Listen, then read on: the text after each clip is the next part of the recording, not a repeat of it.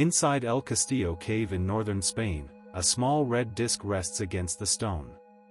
It does not resemble an animal, a hand, a face, or a tool. It is only a patch of pigment, round enough to seem deliberate, yet simple enough to be mistaken for a stain. Then another disc appears. And another. Similar marks emerge elsewhere in the cave, then at La Paisiega, and farther across Europe, separated by mountains, river valleys, and hundreds of kilometers. Beside painted animals and hand stencils, prehistoric people repeatedly left dots, lines, triangles, grids, branching figures, and shapes resembling roofs or clubs. What begins as one almost insignificant mark becomes a continent-wide pattern. When researchers compared signs from many Ice Age sites, much of their apparent variety could be organized into a restricted repertoire of roughly 32 recurring types. The number is a modern classification, not a prehistoric list, and different researchers may divide or combine the forms in different ways. But the pattern beneath that classification is difficult to ignore. Across immense distances and many thousands of years, communities repeatedly selected a limited range of shapes from all the forms the human hand could have made. The marks are real. Their meanings are gone. A painted horse can still be recognized as a horse after 20,000 years. A bison remains a bison. But a red triangle has no surviving voice. Its maker left no translation, and the people who may once have understood it vanished thousands of generations ago. All that remains is the form, the wall beneath it, and the other images placed around it. Those surroundings deepen the mystery. At Chauvet, red dots and hand impressions appear among lions, rhinoceroses, bears, and mammoths. At Lascaux, branching and quadrangular signs occupy panels crowded with horses, deer, and cattle. At La Paisiega, geometric figures share the cave with animals and lines whose relationships are not always clear.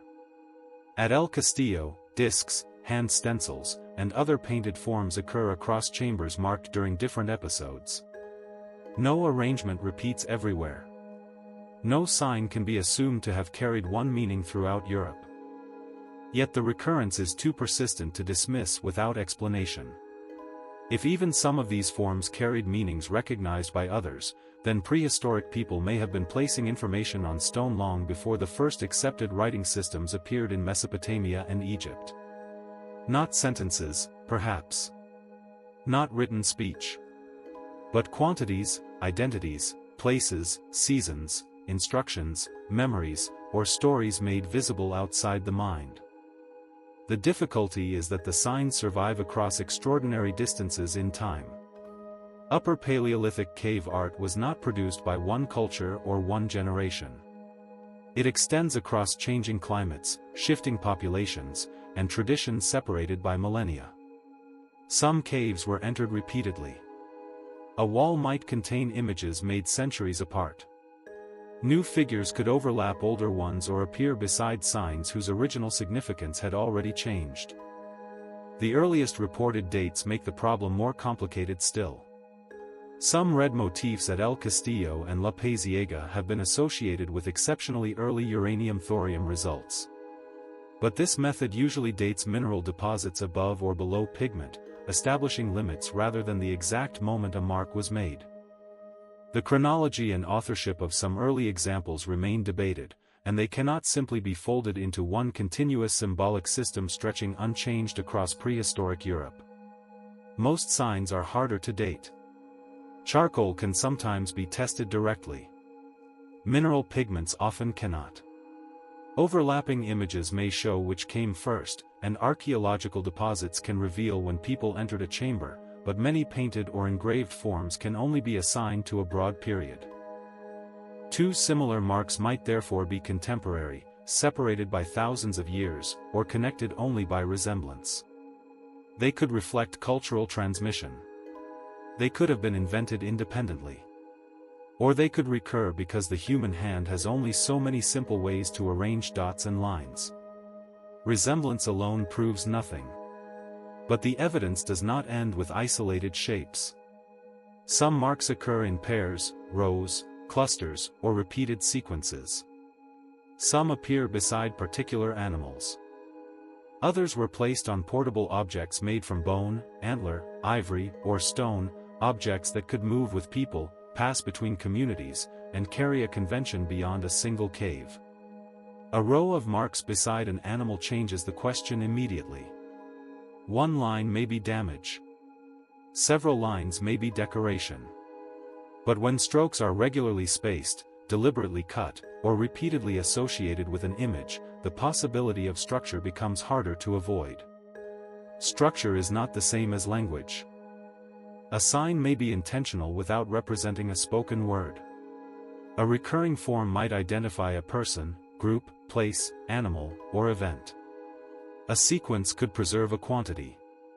A simple mark might prompt a story or observation already known to the viewer.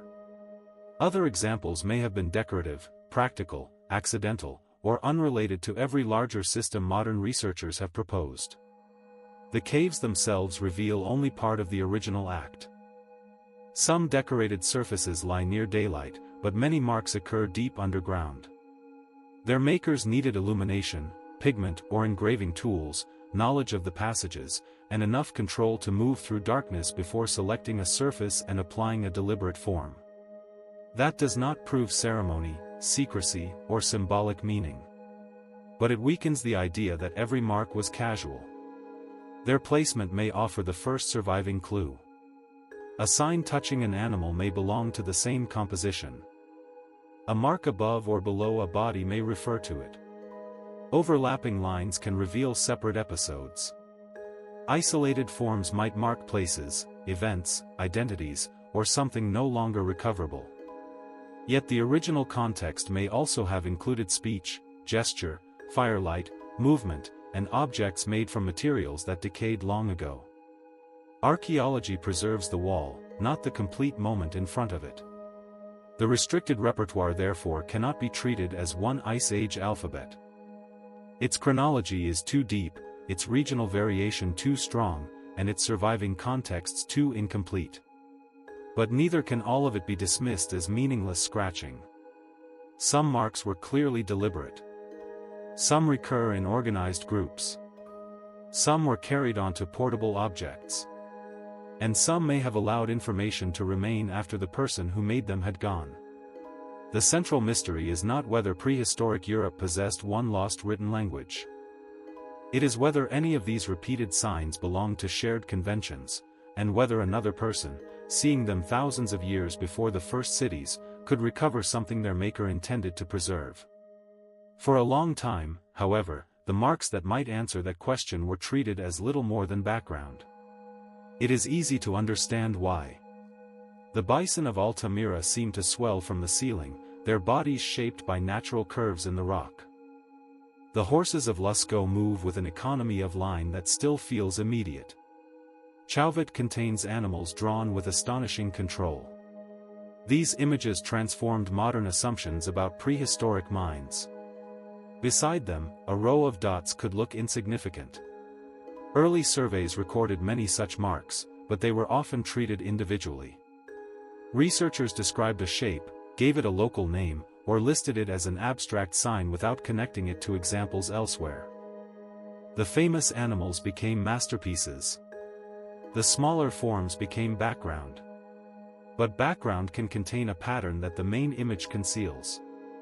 Genevieve von Petzinger's comparative cataloging brought renewed attention to these non-figurative forms. Her work did not reveal a prehistoric alphabet or decipher the signs. It showed how systematically their recurrence could be investigated. Their distribution was uneven. Some forms remained regional, others appeared across wider territories, and preservation distorted every comparison. Even so, enough recurrence survived to demand explanation. A dot can be made by touching a pigment-covered finger to stone or applying color with a simple tool. One might be accidental, but repeated, similarly sized impressions placed in a sequence are harder to dismiss. Lines create the same problem. A scratch may result from damage or ordinary activity, yet some engraved strokes were cut deliberately, repeated at intervals, or organized across prepared surfaces. Geometric marking was not limited to cave walls. Bone, antler, ivory, and stone objects also carry notches and abstract designs. These portable pieces matter because they could move with people, cross seasonal territories, and pass from one person to another. But their functions remain uncertain. A marked object might record quantity, decorate a surface, identify an owner, support memory, or combine several purposes. The caves add another layer because entering them was often an undertaking. Not all decorated surfaces lie far from daylight, but many signs occur deep underground. Their makers needed illumination, pigment or engraving tools, knowledge of the passages, and enough control to move across uneven floors or through narrow corridors. They selected surfaces and placed marks where natural light could not reach. This does not prove ceremony, and it reveals nothing certain about who was present. But it weakens the idea that every mark was casual. Carrying pigment into darkness and applying a controlled form to a chosen wall was a deliberate act, even when the reason remains unknown. Placement may offer the first surviving hint. Some signs sit beside animals without touching them. Others lie over or beneath figures, showing that a panel developed through separate episodes. Dots may appear near a head, beneath a body, or around an image. Lines sometimes cross animals, although it is not always clear whether they belong to the same composition. At Lascaux and Niaouz, signs share carefully chosen spaces with painted animals.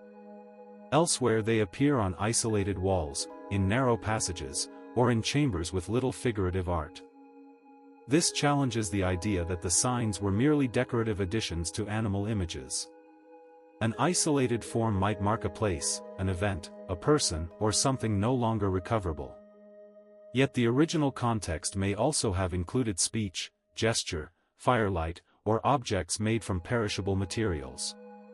Archaeology preserves the wall, not the complete act that took place before it. The stone itself has changed. Pigment fades. Calcite covers markings. Natural cracks become difficult to distinguish from engravings. A panel that appears incomplete today may once have been coherent. Conversely, signs now seen together may have been produced in different eras.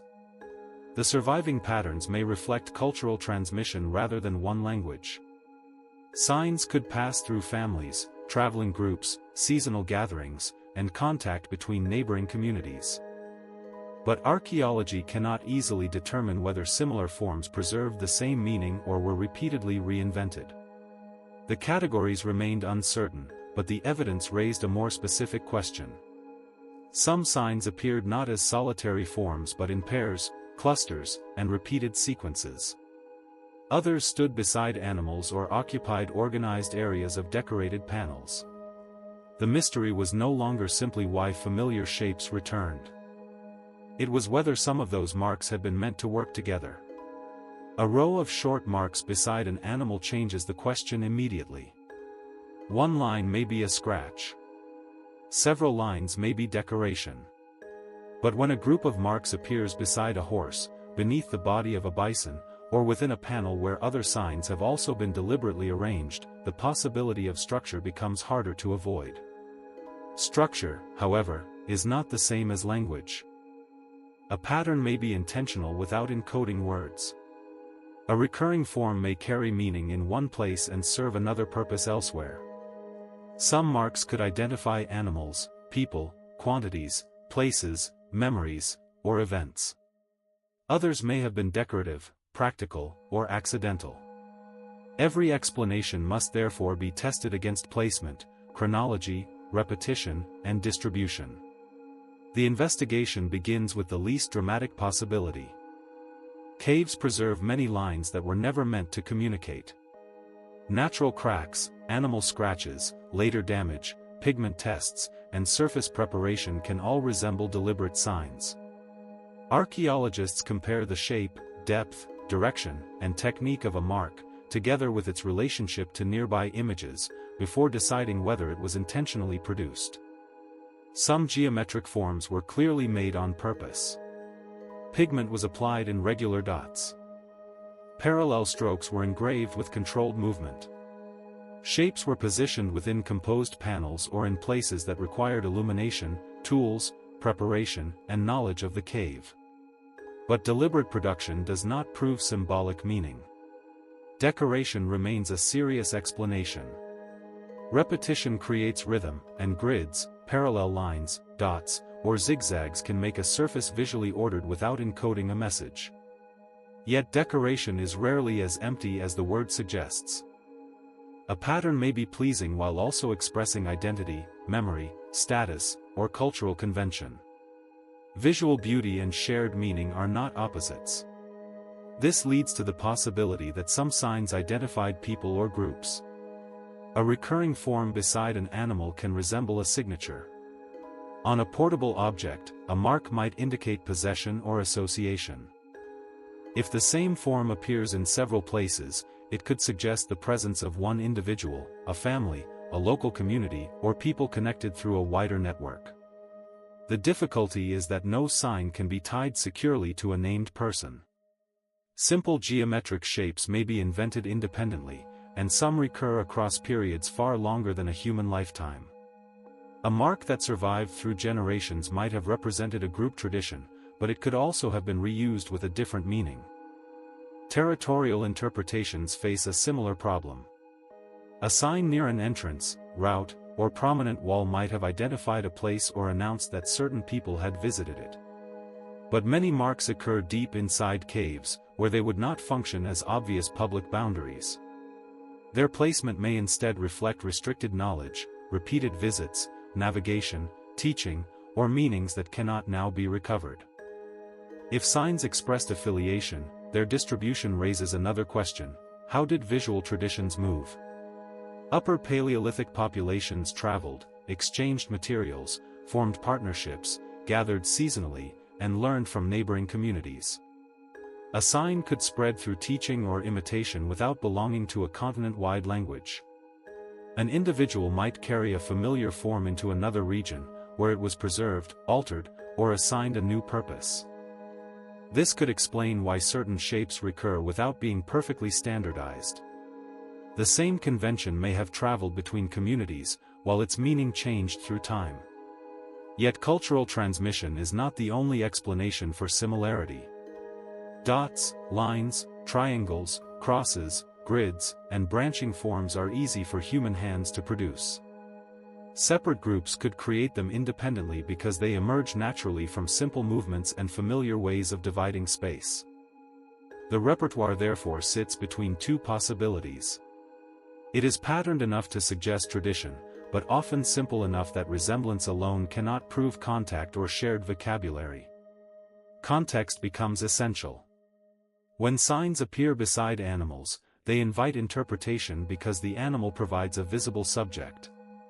Marks near a horse, bison, deer, mammoth, or ibex might have referred to species, behavior, movement, hunting knowledge, seasonal appearance, or symbolic associations. For communities whose survival depended on close observation, information about animals would have been valuable. People needed to recognize tracks, migration routes, changing herd behavior, and the times when particular species appeared in certain landscapes. Such knowledge could be taught and preserved across generations. But animal art cannot automatically be reduced to hunting records. The species most often depicted were not always those most frequently eaten at a site. Animals may have carried different social or symbolic meanings in different regions and periods. A mark placed near an image may have referred to the animal, the place, the maker, or something spoken during the act of marking. Placement can still provide clues. A sign touching an animal may be more likely to relate to it than one several meters away. Marks placed above or below a body may belong to the same composition. Repeated combinations within a panel may reveal deliberate organization. Proximity, however, is not proof of connection. Cave surfaces accumulated images across long spans of time. A sign visible beside an animal today may have been created during another visit or generation. Superimposition can sometimes establish sequence, while pigment, engraving technique, style, and dating may help determine whether two elements are related. Often, however, the chronology remains uncertain. Even contemporary marks need not form a sentence. A sign could identify a species, count something associated with it, indicate a remembered story, or simply balance the composition. The visible relationship narrows the possibilities without revealing a translation. Repeated lines, dots, and notches offer one of the strongest reasons to consider counting.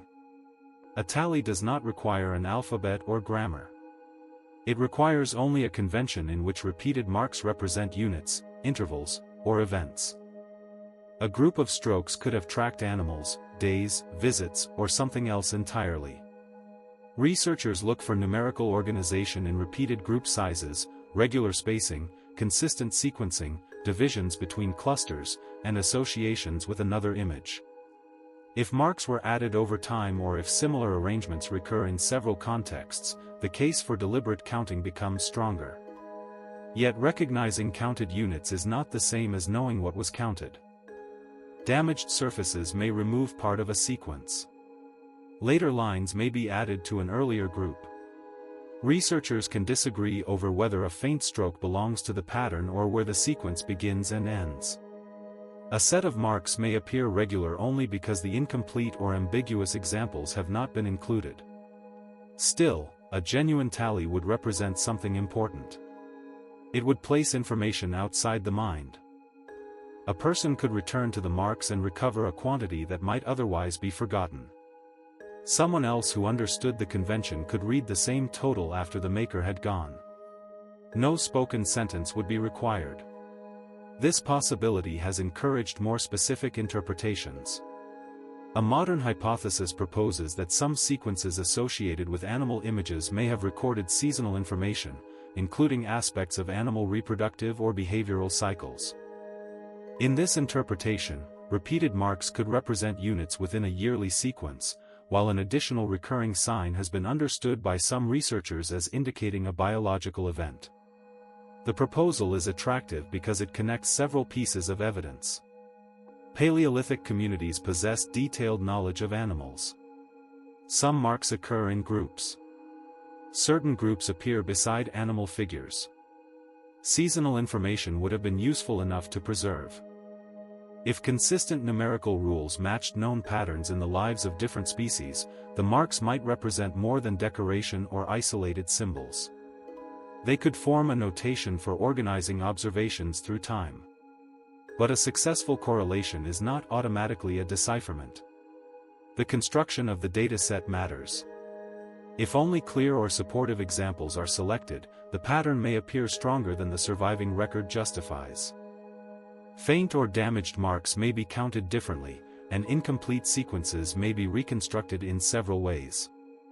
The animal images also introduce uncertainty. A species may not always be identified with confidence, and modern estimates of reproductive timing may not correspond precisely to ancient populations living in different Ice Age environments. The marks and the animals may also belong to separate episodes of activity. Statistics can show that a pattern occurs more often than chance would predict, but they cannot alone establish prehistoric intention. A convincing notation system would require rules that work across a broad dataset, survive independent testing, and generate predictions for examples not used to build the hypothesis. For these reasons, the seasonal interpretation remains disputed. It is not an accepted Paleolithic calendar, a deciphered language, or proof of writing. Its importance lies elsewhere. It transforms a vague impression of order into a testable proposal. Instead of saying that sequences look meaningful, it asks whether specific relationships can be measured, repeated, and predicted. Even criticism of the hypothesis forces the investigation toward clearer standards. So far, no interpretation explains every sign. Hunting theories fit some animal associations but cannot provide a consistent key. Identity marks might explain recurrence but cannot securely link signs to particular people or communities. Decoration accounts for visual order but not necessarily the careful placement or transmission of every form. Counting may explain repeated strokes without revealing what they recorded. Ritual and symbolic interpretations can absorb much of this variation, but they are difficult to test. Repeated visits, unusual placement, animal associations, and composed panels may indicate activities that held social or symbolic importance. Yet, ritual cannot become a convenient label for anything that remains unexplained. No surviving evidence identifies particular gods, prayers, ceremonies, myths, or supernatural meanings. A ritual sign could still transmit information. It might preserve identity, sequence, memory, or a rule shared within a community. Communication, social meaning, and ritual need not have been separate categories. Mnemonic devices offer another possibility. A mnemonic mark does not contain an entire message. It prompts someone who already possesses the necessary knowledge. A shape beside an animal might recall a story, observation, route, or teaching sequence. To an outsider, it would remain unreadable. To someone trained in the tradition, it could release information held partly in memory and partly in the sign. This would explain why a simple mark could matter without representing spoken language. It would also allow meanings to vary between regions or generations. But mnemonic explanations are difficult to prove because almost any deliberate symbol could be described as a memory aid. Without repeatable rules or independent evidence, the idea can fit too many possibilities. Every interpretation is constrained by the same incomplete archive. Pigment has faded. Stone has broken away. Portable objects survive only in fragments. Marks that appear together may be separated by centuries, while signs that once belonged together may have been divided by erosion or collapse. Most visual communication may have taken place on wood, skin, fiber, bark, or other materials that rarely survive. Modern classification adds another layer. The number of recognized sign types depends partly on whether researchers split variants or combine them. A damaged form may be classified as a grid, a rectangle, or a collection of lines. Such catalogs remain valuable, but they are tools for investigation, not recovered prehistoric dictionaries. The danger is not only missing evidence. It is the temptation to force unfamiliar marks into familiar categories. A grid becomes a map. A cluster of lines becomes a calendar. A shape near an animal becomes a label. A recurring form becomes a letter. Each interpretation may be possible. None is proven by resemblance alone. And yet, caution does not return every mark to meaninglessness. Some were deliberately made. Some recur. Some form groups or sequences. Some appear beside animals or within carefully used spaces. Others occur on portable objects that could travel between people.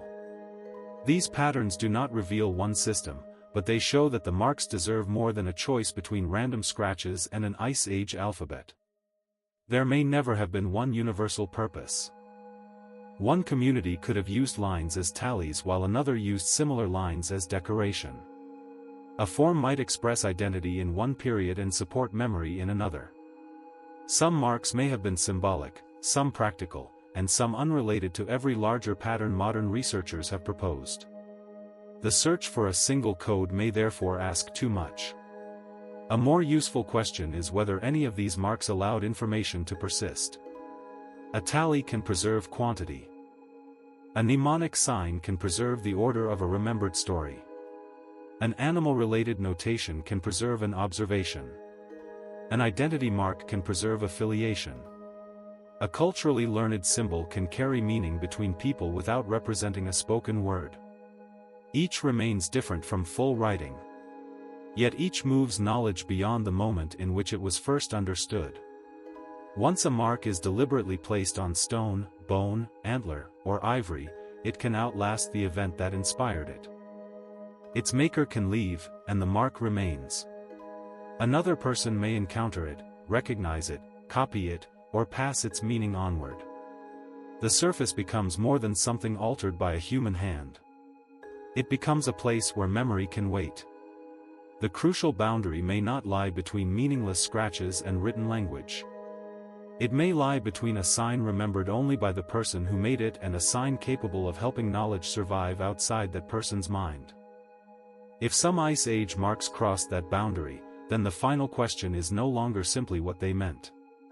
It is how close a durable visual system must come to spoken language before it becomes writing, and what, precisely, still separates these signs from the systems that would later preserve names, laws, words, and history. But preserving information is not the same as writing it. A spoken instruction disappears unless someone remembers it, while a deliberately repeated mark may remain after its maker has gone.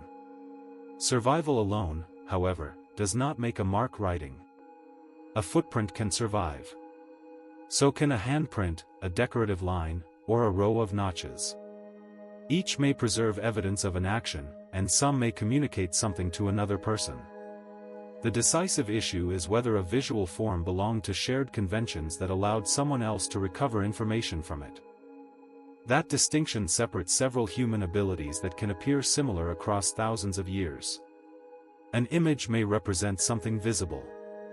A painted horse resembles a horse closely enough to be recognized without knowing the language of its maker. A symbol works differently because its meaning depends partly on convention. A shape may stand for a place, group, animal, event, or idea because people have learned that connection. A mnemonic sign carries less information on its surface. It prompts someone to recall knowledge already taught through speech or experience.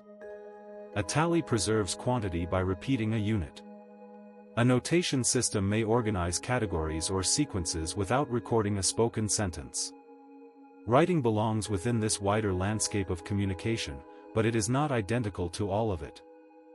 In the strict archaeological and linguistic sense, writing is a conventional visual system capable of representing language with enough consistency that someone who knows its rules can recover linguistic content. Signs may stand for words, syllables, sounds, names, grammatical elements, or combinations of these. An alphabet is only one solution. A script does not need to resemble modern letters, and each sign does not have to represent a single sound. The essential feature is a systematic connection between visible forms and language. The appearance of a mark therefore tells us little by itself. A recognizable picture may function as writing if it carries a conventional linguistic value. An abstract shape may not be writing at all if it decorates a surface or marks a quantity. The decisive issue is not what a sign looks like, but what it does within a system. This is where the Ice Age evidence becomes difficult. The recurring marks may have communicated identity, quantity, affiliation, sequence, memory, or a connection with a place or animal. A familiar symbol can convey specific information without reproducing the exact words someone would use to explain it. A numerical tally offers a simple comparison. It may preserve a total without recording a sentence. The Ice Age signs may occupy this broad intermediate territory. Some could have been culturally learned symbols. Others might have assisted memory or represented counted units. But there is no reason to assume that all dots, triangles, lines, grids, and branching forms belong to one coherent system. They were created by different communities across immense spans of time, and similar shapes may have served unrelated purposes. The term proto-writing is sometimes used for visible systems that preserve or organize information without clearly representing spoken language. Such systems may record quantities, people, goods, events, or seasonal knowledge through socially recognized conventions. But not every tally or recurring symbol qualifies as proto-writing. The term becomes useful only when marks belong to an organized practice through which information can be stored and recovered. It is also a modern analytical category, not a universal stage through which every society must pass. External memory does not inevitably develop into full writing. A community may use numerical, spatial, ritual, or mnemonic signs for generations without turning them into visible representations of speech. Complex knowledge can also be preserved through objects, images, performance, landscape, and trained memory. The contrast becomes clearer in later societies where the emergence of writing is supported by a much richer archaeological record. In ancient Southwest Asia, clay tokens were used in systems of accounting before fully developed cuneiform appeared. Later, impressed or inscribed signs became strongly associated with administrative records. These practices grew increasingly conventional and structured, and written signs eventually became capable of representing language more securely. Clay tokens alone were not complete writing, and the development was neither perfectly linear nor simple. But the surviving evidence provides bridges between material accounting and readable scripts. Archaeologists possess large collections of tablets, recurring combinations, recognizable contexts, chronological development, and later records that help reveal how signs functioned. A proposed value can be tested across many documents. A reading that works in one place must continue to work when the same sign appears elsewhere. Those bridges are largely absent from the Ice Age record. The comparison does not suggest that European cave signs developed into Mesopotamian writing. No such line of descent has been demonstrated. It reveals only the kind of evidence required before marks can be classified confidently as a language-based system. Writing also developed independently in more than one region. Mesopotamia, Egypt, China, and Mesoamerica produced distinct traditions with different visual forms and histories. Some scripts retained recognizable pictures, others became more abstract. What made them writing was not their appearance, but their systematic relationship with language. To identify something similar in the Ice Age material, researchers would expect more than recurring shapes. They would look for repeated sequences and stable combinations, consistent order, structured variation, shared conventions of reproduction, and enough examples to distinguish meaningful organization from coincidence. Most importantly, there would need to be a demonstrable relationship between signs and linguistic units. No single feature would be enough. Repetition does not automatically create words. Regular order does not establish grammar. Statistical structure may reveal organization while leaving its nature unknown. The same pattern might be numerical, ritual, decorative, spatial, or mnemonic rather than linguistic. A successful decipherment must also do more than assign plausible meanings to selected examples. Its rules must explain unfamiliar material, remain consistent across a broad sample, and generate predictions that survive independent testing. The known Ice Age signs do not yet meet that standard. Many appear alone, while others occur in combinations too short to reveal grammar or extended content. Marks that seem to form one group may have been created during separate visits. Two neighboring signs can be difficult to date closely enough to show that they belong to the same act. Similar forms may also be separated by centuries or millennia. A triangle used in one region may not have carried the same meaning elsewhere. Even within one community, a familiar form could have changed function through time. Different marks may belong to entirely different practices. Notches on a portable object could have been numerical, while a painted sign inside a cave served another social or symbolic purpose. Placing them together in a modern catalog does not prove that their makers understood them as parts of one system. The surviving archive is incomplete. Cave walls have been damaged, pigment has vanished, and portable objects often preserve only fragments of sequences. There is no bilingual text, no securely readable parallel, and no continuous developmental bridge linking the marks to a later script. Most decisively, no demonstrated method can recover consistent spoken language content from them. This is not a claim about the abilities of Ice Age people. Their technologies, art, social relationships, and systems of knowledge reveal complex minds and cultures. The conclusion is evidential: the surviving material does not provide the linguistic structure or independent verification required to classify the complete sign repertoire as full writing. Some marks may still have been highly meaningful because the wall was only one part of the communication. A sign could have worked with spoken explanation, gesture, movement, performance, or socially taught knowledge. Someone familiar with that context might have recognized the form immediately. The mark may have prompted a remembered sequence or connected a visible shape with information learned elsewhere. To its makers, such a sign could have been precise. To a modern observer, separated from the language and cultural practice surrounding it, only the durable component remains. Lost context explains how a meaningful sign can remain undecipherable. It does not supply the missing interpretation or prove that the mark was writing. Even without translation, deliberate and repeated geometric marking reveals important capacities. Recognizing related forms requires abstraction and categorization. Preserving and teaching them involves memory, planning, imitation, and shared convention. These abilities do not prove writing, mathematics, religion, or modern language by themselves.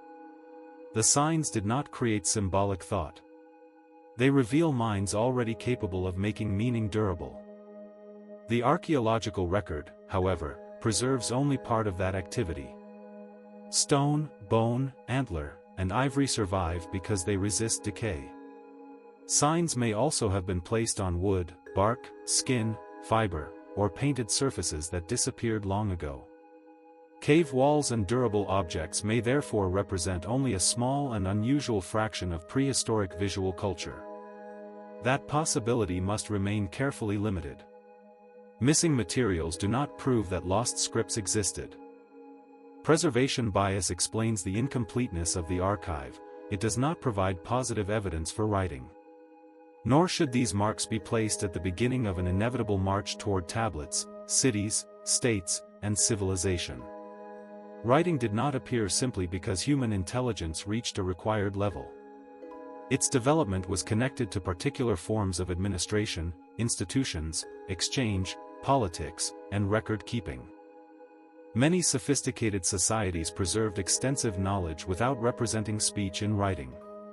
Oral tradition, objects, images, performance, landscape, and trained memory can sustain law, ancestry, technical knowledge, navigation, and social identity.